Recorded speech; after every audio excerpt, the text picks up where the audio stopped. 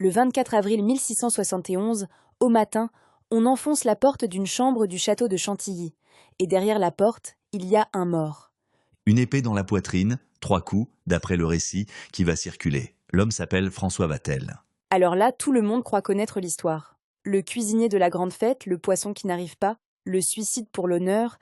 Et c'est exactement pour ça qu'on fait cette série. Parce que cette version, celle des films, des écoles hôtelières, celle qui a fait de Vatel le saint patron de la perfection culinaire, elle repose sur beaucoup moins que ce qu'on imagine. C'est-à-dire, Une seule source d'en fait.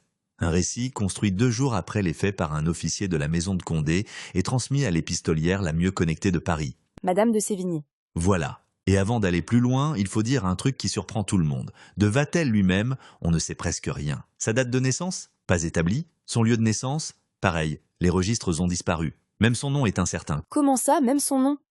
Il signait Wattel, avec un W. D'accord. Donc on a un homme dont on ne sait presque rien, et une mort que tout le monde raconte. Plantons le décor. Chantilly, avril 1671. Qu'est-ce qui se passe là-bas? Une fête. Mais pas n'importe laquelle. 3 jours de banquet, de feux d'artifice, des centaines d'invités, et à table Louis XIV en personne. Et va-t-elle dans tout ça, il est cuisinier? Non, justement, c'est plus gros que ça. Il est de contrôleur, ce qu'on appelait l'intendant des bouches, dans la maison du prince de Condé. En clair, c'est lui qui porte toute l'organisation. Et cette fête, ce n'est pas juste une réception. Non, là il faut comprendre le monde dans lequel ça se joue. La France de 1671, c'est la première puissance d'Europe.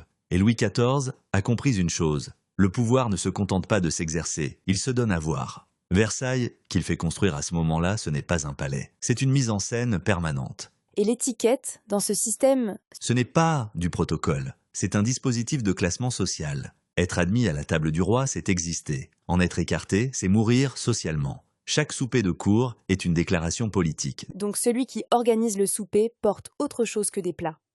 Exactement. Et son maître, le grand Condé, joue gros. Cousin du roi, premier prince du sang, ancien chef militaire de la Fronde. Un homme qui a failli renverser la couronne, qui est rentré en grâce, et qui, à Chantilly, cherche précisément à reconquérir cette grâce. Bon. Et donc, au milieu de tout ça, un homme meurt. Qu'est-ce qui est établi, vraiment établi? 3 choses que personne ne conteste. Un homme est retrouvé mort dans sa chambre au matin du 24 avril par arme blanche, et ce décès tombe en pleine fête de 3 jours donnée par Condé pour le roi. Point. C'est tout? C'est tout. Tout le reste, le nombre de coups, l'état de la porte, le mobile, les paroles échangées dans les dernières heures, les déplacements de la nuit, tout ça, c'est matière à instruction. Instruction, c'est le mot. Vous ne réécrivez pas l'histoire, vous rouvrez le dossier. Sur la foi des seules sources qui en parlent. Et il n'y en a que 4. 4 témoins pour une mort aussi célèbre. Donne-les-moi. La première, on l'a citée, Madame de Sévigné, épistolière de génie au centre des réseaux mondains du grand siècle, amie de Condé. C'est elle qui fixe la version dominante, dans 2 lettres, à sa fille, les 24 et 26 avril. Mais il y a un détail. Lequel? Elle n'était pas à Chantilly. Ah oui, le témoin principal n'était pas sur les lieux. Deuxième nom, la grande mademoiselle, la duchesse de Montpensier, cousine germaine du roi. Elle était présente et comme invitée. Son témoignage tient en quelques lignes dans ses mémoires, publiées en 1730, après sa mort. Et les 2 autres? Ceux que personne ne connaît? Gourville d'abord, l'intendant de la maison de Condé, présent à Chantilly, côté opérationnel. Ses mémoires, il les a dictées à partir de 1702, 31 ans après les faits. 31 ans. Et le dernier, c'est peut-être le plus intéressant. Le comte de Moreuil, premier écuyer de Condé, présent lui aussi. C'est lui qui part à Paris, 2 jours après la mort, porter la version que Sévigné va reprendre. Et lui n'a laissé aucun texte. On ne le connaît qu'à travers elle. Donc la version que le monde entier connaît vient d'un homme qui n'a rien écrit, relayé par une femme qui n'était pas là. C'est le point de départ du dossier, oui. Et comment on va trier tout ça? 4 questions, les mêmes pour chaque témoin. Était-il présent? Avait-il un intérêt à orienter leur récit? Par quel canal leur témoignage nous est-il parvenu? Et avec quel délai? Et quelle est la qualité interne du texte?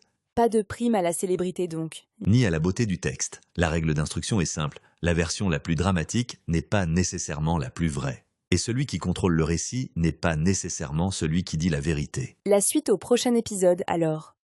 Premier témoin à la barre, Madame de Sévigné, et la version qui a triomphé.